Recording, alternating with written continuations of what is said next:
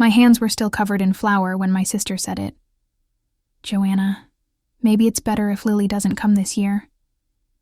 The room fell silent.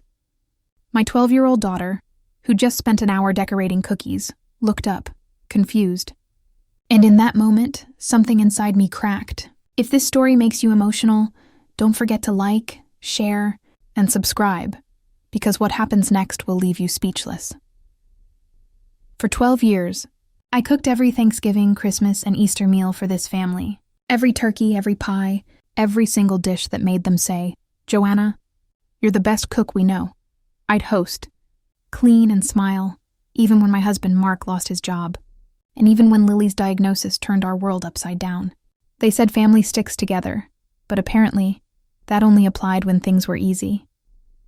My sister, Karen, sat there with her perfect hair and judgmental smirk. "You know how kids get overwhelmed," she said, sipping her wine. "It's just, we want peace this year." Peace. That's what she called excluding my daughter. My mother nodded along like she was agreeing to a menu change, not the cruelest thing a family could say. I tried to stay calm. "Lily's part of this family," I said, my voice shaking. "She's not a problem to manage." Karen shrugged. "Joanna, don't make it emotional. You know how loud she gets. Just this once, let us have a normal dinner. Normal." That word echoed in my head. For 12 years, I made their holidays feel normal. I made sure everyone felt loved, comfortable, and included. And now they were telling me my little girl wasn't welcome. Like she was some sort of inconvenience. Mark squeezed my hand under the table, whispering, "Just let it go." But how could I? These people ate food cooked with my love, celebrated under my roof, and laughed at my table. And now, they wanted to erase my daughter from that picture because she didn't fit in. I smiled through tears, forcing myself not to explode. "You want a peaceful dinner?" I said quietly. "Fine, you'll get one, but I hope you're ready for what's coming." Because what they didn't know was that this year, the table they were so desperate to sit at didn't belong to them anymore. The next morning, my phone buzzed nonstop. Family group chat, exploding with messages about holiday plans and who's bringing what. My name wasn't mentioned once. Not a single word about the woman who cooked for 12 straight years. I stared at the screen, feeling a mix of anger and relief. They'd finally shown me who they were. That night, as I tucked Lily into bed, she whispered, "Mom, did I do something wrong? Aunt Karen said I make things too loud." My throat tightened. I kissed her forehead and said softly, "No, baby. You just make things real, and some people can't handle real." I turned off her light, but my mind was already racing. They wanted a peaceful dinner? Fine. I'd give them something unforgettable. I opened my laptop and pulled up the event planner I'd quietly started working with months ago. See, what my family never noticed was that while they were busy gossiping about my simple life, I was building something, an inclusive catering company that trained and employed adults with autism. I had kept it a secret, waiting for the right moment to tell them. And now, the moment had arrived. 2 days later, I sent out an email to the same relatives who had excluded us. "Holiday dinner at the Willow Hall," it said. "All food and hosting will be handled by Kind Table Events." I knew they'd show up, fancy venue, free meal, and no idea whose name was behind the brand. Sure enough, on Christmas Eve they arrived, dressed up, smiling, pretending nothing had happened. My mom waved from across the hall. "Joanna, you look good." I smiled politely, ignoring the fake warmth. Karen, in her glittery dress, laughed with a few cousins, already complaining about the weird menu. As the dinner started, servers moved gracefully between tables, all wearing the same embroidered logo, Kind Table Events. My sister leaned over and whispered, "At least this year someone else is doing the cooking." I almost laughed. If only she knew. Then came the moment. The host walked to the front, tapped the mic, and said, "Before we begin, the founder of Kind Table would like to say a few words." Karen rolled her eyes. Not a speech."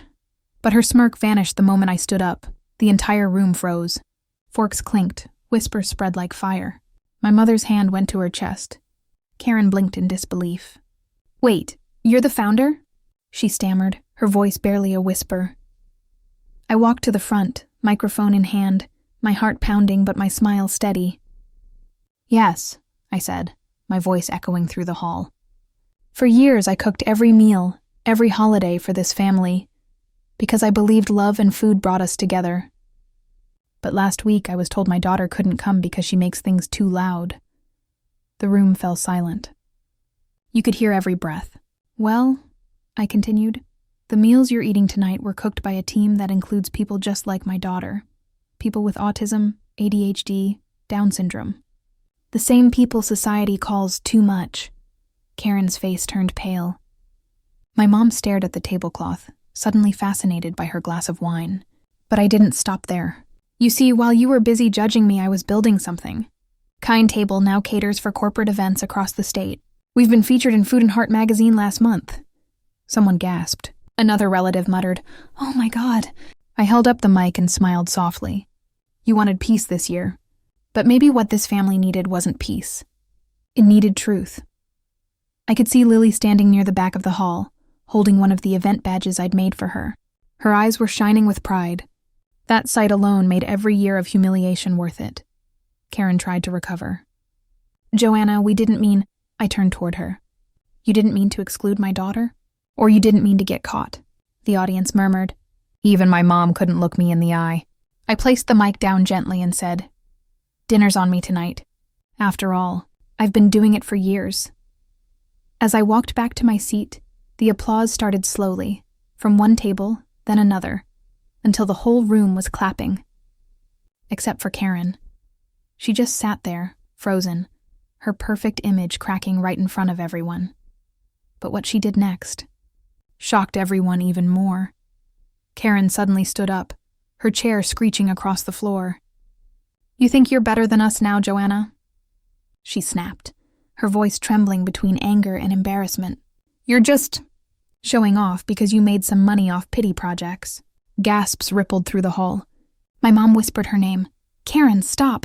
But she kept going. We all have our struggles. You think cooking for some special kids makes you a hero?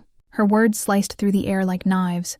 Lily's smile faded, and I saw her shrink back toward the wall. That's when something inside me snapped. I walked right up to Karen, calm but steady. No, Karen. What makes me a hero is teaching kindness to a child who'll grow up better than all of us combined. The audience stayed dead silent. And let me remind you, those special kids you're mocking, they're the reason you're eating tonight. Because this entire event, the hall, the decor, the 5-course meal, was sponsored by them. By their hard work, I turned to the crowd. Every dish tonight was made with care by my employees. People who were told they'd never hold jobs, never be capable, never be enough. But here they are, proving everyone wrong. Karen's face turned red. You're making me look bad, she shouted. I tilted my head. I didn't make you look bad, Karen. Your words did. Lily peeked from behind the curtain then, holding a tray of cookies she'd helped decorate that morning. One of the servers gently guided her forward. Mom, she said softly, can I pass these out? My voice cracked. Of course, baby, the crowd melted. People smiled, took cookies, and congratulated her. Even a few aunts came forward, teary-eyed, telling me they had no idea what I'd built. My mom stood up slowly, walking toward me. Joanna, I'm sorry, she said, her voice trembling. We were wrong. About everything. For a second, I almost forgave her. But then I looked at Lily, her small hands offering cookies to people who once didn't want her around, and I realized forgiveness would have to be earned. I took a deep breath, straightened my shoulders, and said, Mom, you raised us to love family. I'm just doing it better.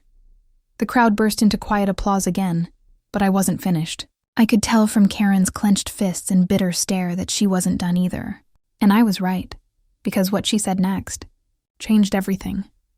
Karen's voice cracked as she shouted across the hall.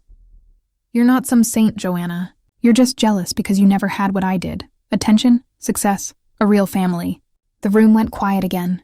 Even the servers stopped moving. Everyone was watching us, waiting. I looked straight at her, calm as ever. You're right, I said softly. I didn't have what you had. I didn't have parents cheering for me or siblings who believed in me.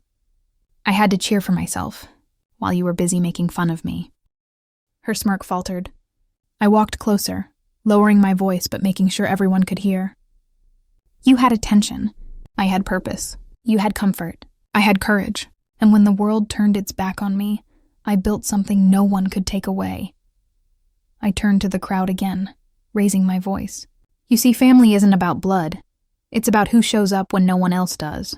And tonight my daughter, and the people you once called different, showed up and made this entire night possible. That's what real success looks like." Karen's eyes filled with tears, but she still whispered, "You think anyone cares?" Before I could answer, Lily's small voice came from behind me. "I care, Mommy." She walked up, clutching one of the cookies, and handed it to Karen. "You can have this one. It's not too loud." The entire hall went silent again, then erupted in soft laughter, tears, and applause. Karen couldn't even look at her. She just took the cookie, trembling, her pride swallowed whole. I wrapped my arm around Lily, feeling her heartbeat against mine. The same little girl they said didn't belong had just silenced an entire room. With love. I took the mic one last time and said, "For 12 years I cooked every holiday meal for people who didn't see my worth. But this year I cooked for those who do." The lights dimmed, soft music played, and as people stood to clap, I saw something I'd never seen before. Respect. Real, honest respect. Karen slipped out quietly, her heels echoing down the hall. My mother hugged me tightly, whispering, "You made us all proud tonight, Joanna." I smiled and looked down at Lily, who was dancing between the tables, laughing freely for the first time in months. That's when I realized, revenge doesn't always come through anger. Sometimes it's served best on a plate full of grace, and cookies made by the ones they said didn't belong